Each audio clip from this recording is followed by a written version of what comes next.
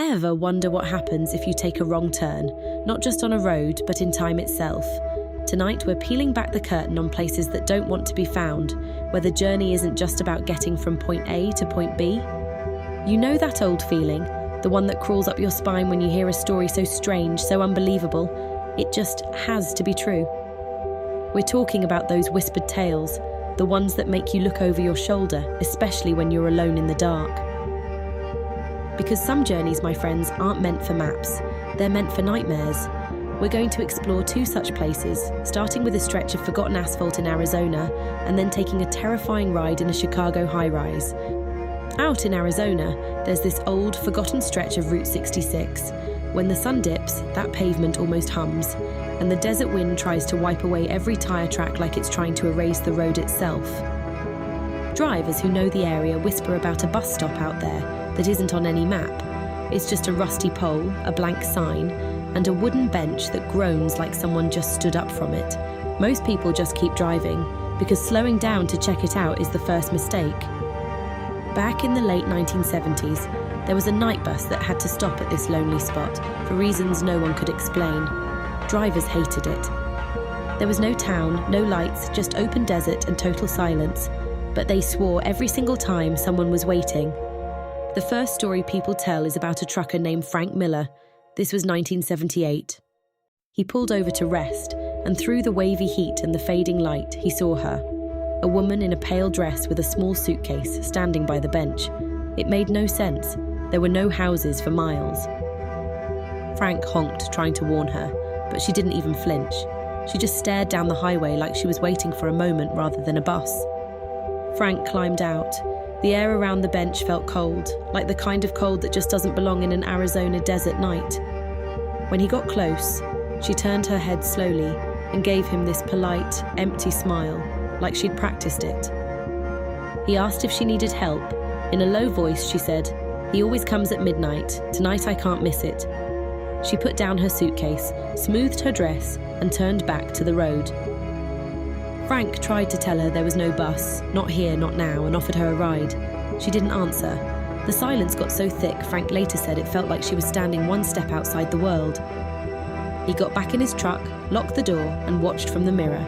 His dashboard clock read 11:58 p.m., and the minutes felt stretched, like time itself was holding its breath. The radio, which had been crackling with a distant song, turned to static, then just died. At 11:59, the wind stopped completely. Then, right at midnight, headlights appeared on the horizon. They were too high for a car, too wide for a pickup.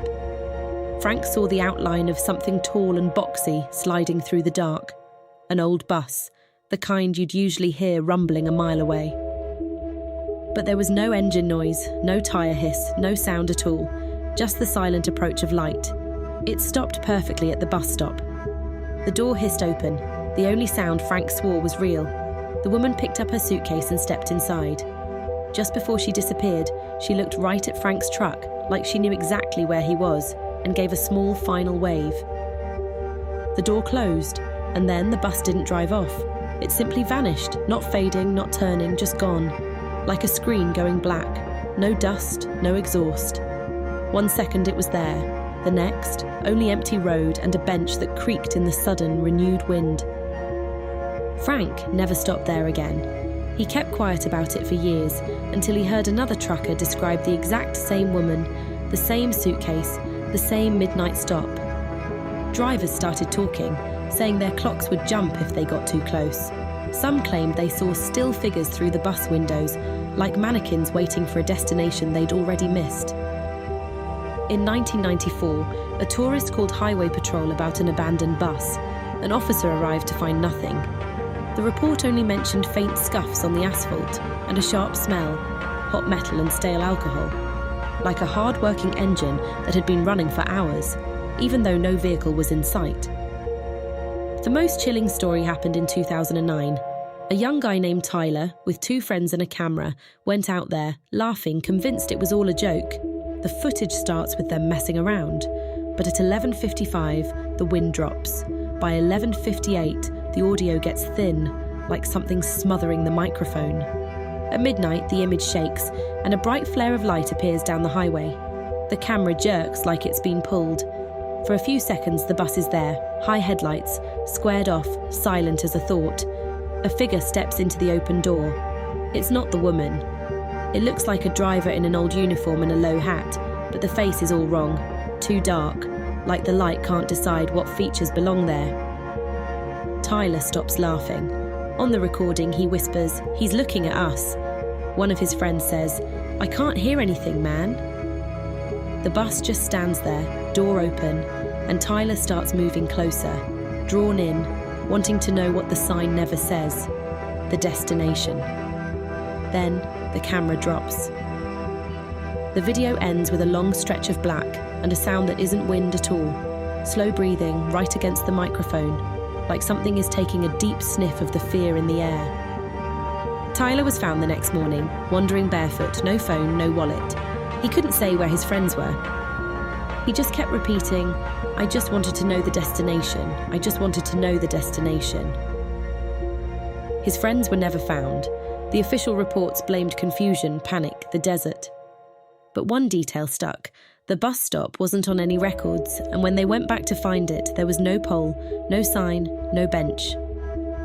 Just a shallow hole in the ground, like something had been ripped out, and the desert just decided to swallow the rest.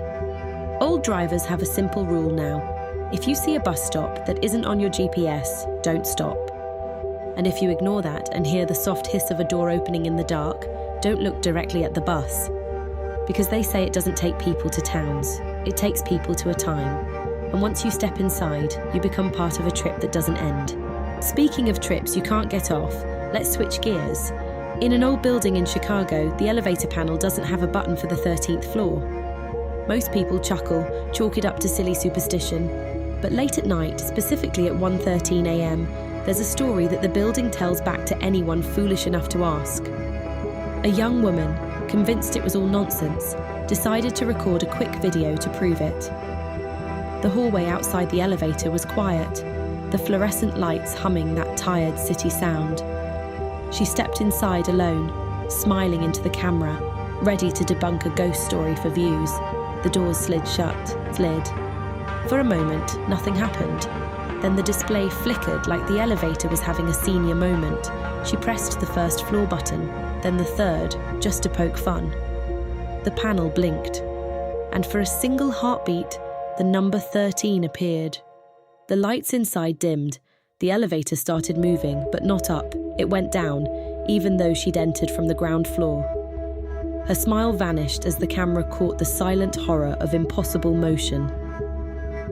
In the muffled audio, 3 slow, heavy knocks sounded from outside the elevator doors, like someone standing right there, wanting in. The elevator stopped. The doors opened. It wasn't the basement. It was a hallway that looked exactly like her building's corridor, right down to the paint and the picture frames on the walls. The only difference, the pictures inside the frames. They weren't landscapes, they were photographs of her, sleeping, shot from above, from the foot of her bed, from angles no friend should ever have. She stumbled back into the elevator, breath shaking, and slammed random buttons until the panel lit up like a frantic Christmas tree. The doors closed. The knocks came again, closer now, not from outside, but from somewhere inside the walls with her. The display flickered one last time. Instead of a floor number, a single word appeared, cold and steady, as if the elevator had decided it wasn't just a machine anymore. Stay. And that's where the video ends. If these stories left you with a chill, hit subscribe for more tales that lurk in the shadows.